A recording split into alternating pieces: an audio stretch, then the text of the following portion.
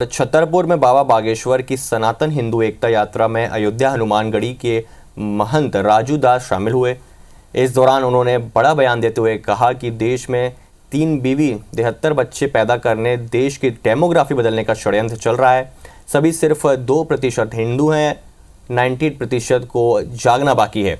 अगर हिंदू नहीं जागा तो पाकिस्तान बांग्लादेश जैसा हाल होगा। साथ ही कहा कि बाबा बागेश्वर हिंदुओं को जगा रहे हैं तो कुछ राजनीतिक दलों को तकलीफ हो रही है। वहीं असीउद्दीन ओवैसी पर तंज कसते हुए कहा कि भारत में रहना है तो उन्हें फिर जय फिलिस्तीन नहीं, वंदे मातरम कहना होगा।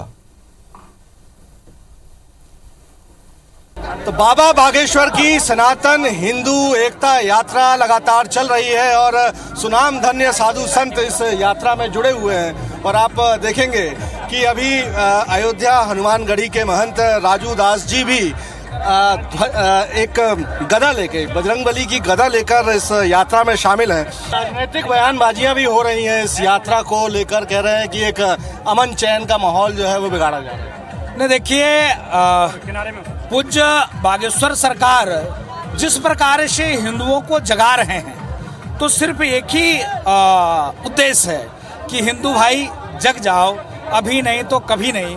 क्योंकि जिस प्रकार से 3 बीवी 73 बच्चा पैदा करके और डेमोग्राफी चेंज करने की कार्य चल रहा है, राजनीतिक दल को तकलीफ है तो तकलीफ होता रहे, लेकिन संतों का काम है हिंदुओं को जगाना। तो पूज्य बागेश्वर सरकार अगर जगा रहे हैं तो किसी को पेट में तकलीफ क्यों हो रही है? कांग्रेस के नेता तो ये भी बोल रहे हैं कि बीजेपी का हिडन एजेंडा है इन तमाम आंदोलनों की। उस एजेंडे पे तुम क्यों नहीं काम करते? तुम कहते हो चादर फादर की बात करोगे, बहुसंख्यक समाज क्या करेगा? खाली बस ऐसे ही। तो अगर बहुसंख्यक समाज की हम बात करते हैं तो फिर ये लोग कह देते हैं कि ये नहीं तो बीजेपी का प्रोपोगंडा है। मैं ओवैसी को सलाह देना चाहता हूं, जो ओवैसी वंदे मातरम की जय नहीं बोल सकते, भारत माता की जय नहीं बोल सकते, लेकिन सदन में जय फिलिस्तीन की नारा लगा सकते हैं, तो उनसे अपेक्षा हम नहीं कर सकते, लेकिन उनको सलाह देते हैं अगर भारत में रहना है तो तुमको वंदे मातरम कहना पड़ेगा। तुम हमारे ही मंदिर को तोड़कर क्यों मस्जिद बनाए? तो इसके नाते हर एक मस्जिद को जांच होनी चाहिए, उत्खनन होना चाहिए। सब जगह शिवालय देवालय ही मिलेंगे। ये गदा लेकर इस यात्रा में आगे चल रहे हैं और कह रहे हैं कि इस यात्रा को बागेश्वर सरकार, बागेश्वर प्रमुख धीरेन्द्र कृष्ण शास्त्री की इस यात्रा को बजरंगबली का आशीर्वाद मिलेगा।